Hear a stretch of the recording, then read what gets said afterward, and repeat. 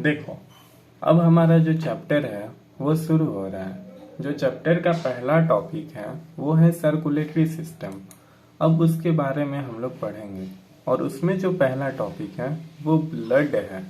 देखो लिखा हुआ है, what happens when you get a cut on your body. पहला लाइन तुमसे कह रहा है कि क्या होता है जब तुम्हारे बॉडी पे कोई कट आ जाता है। जो पहला लाइन है वो तुमसे कह रहा है कि जब तुम्हारे बॉडी पे कट आ जाता है तो क्या होता है, blood flows out.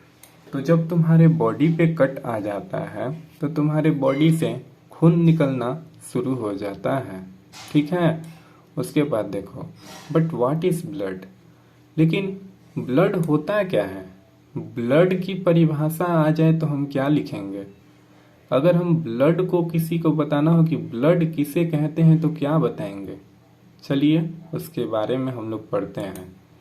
Blood is the fluid which flows in the blood vessels. जो ब्लड है वो एक फ्लूइड है जो कि ब्लड वेसल्स में फ्लो करता है। क्या है, ब्लड जो है एक तरह का लिक्विड है, एक तरह का फ्लूइड है जो हमारे ब्लड वेसल्स में फ्लो करता है, एक जगह से दूसरी जगह बहता है, जैसे पाइप में पानी बहता है।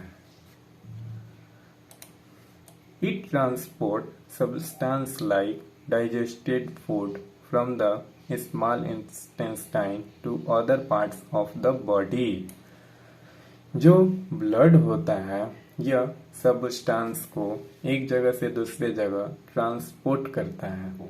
जैसे कि जो भोजन हम लोग इनटेक करते हैं उसके पचने के बाद जो उससे पिगमेंट या जो भी चीज़ें निकलती हैं उसको स्मॉल इंटेस्टाइन से बॉडी के डिफरेंट पार्ट्स तक, ठीक है।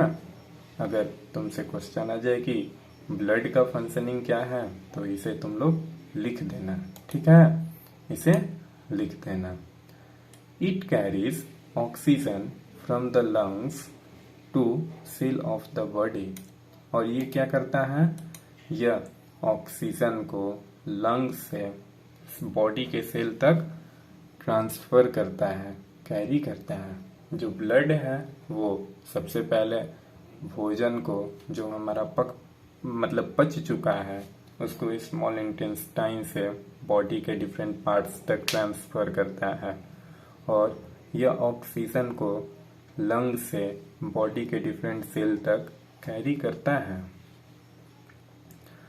It also transports waste for removal from the body.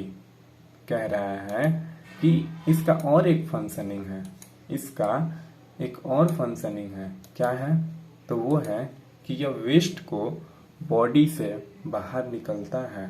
जो ब्लड है वो वेस्ट को हमारे बॉडी से बाहर निकालता है। ये सब जो है, जो यहाँ से शुरू है, जो इट ट्रांसपोर्ट से शुरू है और जो बॉडी तक है, ये ब्लड का फंक्शनिंग है, ठीक है। और ये जो है बट व्हाट इज ब्लड, ये जो लाइन है ये हमारी ब्लड की परिभाषा है, ठीक है। ये line blood is the fluid which flows in the blood vessel, ये ब्लड की परिभाषा है, ठीक है। अब आगे आइए पढ़ते हैं। How does the blood carry various substance.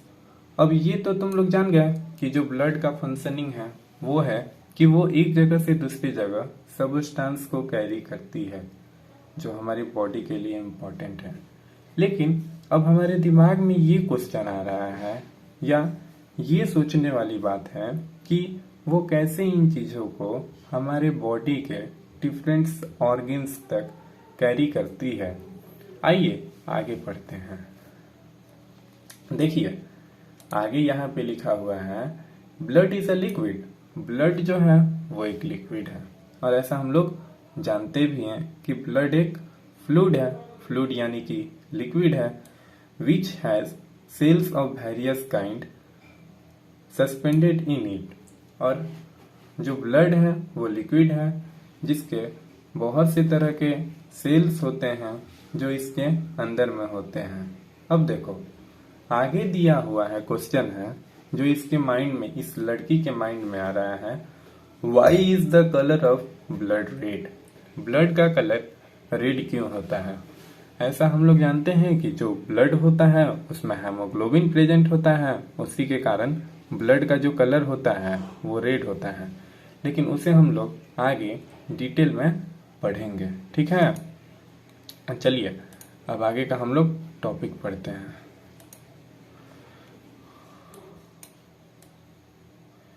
आगे हमारा टॉपिक ये है, ओके। अब शुरू करते हैं। देखो यहाँ पे लिखा है the fluid part of the blood is called plasma. जो ब्लड का लिक्विड वाला पार्ट होता है, जो फ्लूइड वाला पार्ट होता है, उसे हम लोग प्लाज्मा कहते हैं, ठीक है। आइए आगे आते हैं। देखो उसके आगे भी ब्लड के बारे में बात किया गया है।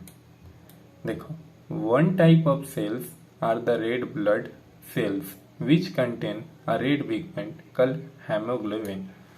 जो एक सेल होता है जो ब्लड में प्रेजेंट होता है उसे हम लोग रेड ब्लड सेल्स कहते हैं, जो कि रेड पिगमेंट को कंटेन करता है, जिसे हम लोग हेमोग्लोबिन कहते हैं। जो एक सेल होता है उसे हम लोग रेड ब्लड सेल कहते हैं, और ये ब्लड में पाया जाता है, जिसके अंदर रेड पिगमेंट होता है, जिसे हम लोग हेमोग्लोबिन कहते हैं। आइए अब आगे हेमोग्लोबिन के बारे में पढ़ते हैं। Haemoglobin binds with oxygen and transport it to all parts of the body and ultimately to all the cells. अब देखिए हेमोग्लोबिन जो है ये ऑक्सीजन के साथ बंधा हुआ होता है, मतलब जुड़ा हुआ होता है, चिपका हुआ होता है, और ऑक्सीजन को बॉडी के डिफरेंट पार्ट्स तक कैरी करता है, या जो बॉडी का जो सबसे स्मॉलेस्ट यूनिट सेल है उस तक कैरी करता है। जो हेमोग्लोबिन है उसका फंक्शनिंग क्या है कि यह ऑक्सीजन को अपने साथ चिपका लेता है, ऑक्सीजन को अपने साथ जुड़ लेता है, और उस ऑक्सीजन को जो हमारा बॉडी का सबसे स्मॉलेस्ट यूनिट सेल है उस तक कैरी करता है। उसके आगे देखिए, it will be difficult to provide oxygen efficiently to all the cell of the body without haemoglobin.